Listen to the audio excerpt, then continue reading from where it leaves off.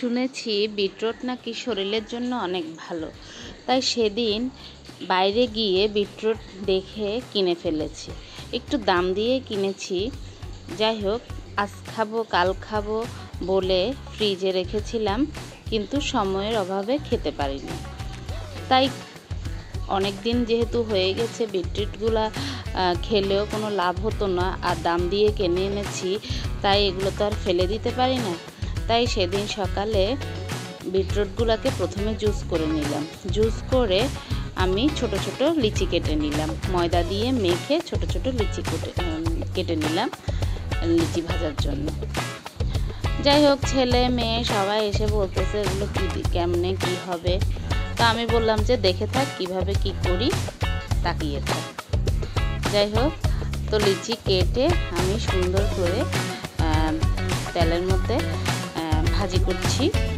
আর লিচিগুলো অনেক ফুলো ফুলো হয়েছে, দেখতেও খুব ভালো লাগছিল। আর বিটরুট শরীরের জন্য অনেক ভালো।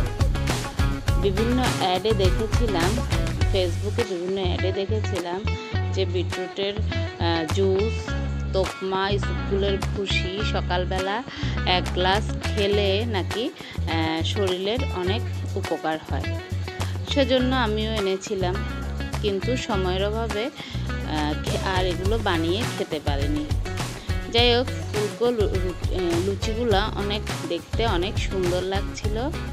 আর আমারও লুচি ভাজা প্রায় শেষ। অনেকগুলোই লুচি হয়েছে, যেহেতু মানুষ অনেক বেশি, তাই লুচিগুলো একসাথেই ভেজে আমরা খেতে বসলাম। আর ছেলেকে বললাম, দেখি খেয়ে বলতো কেমন হয়েছে।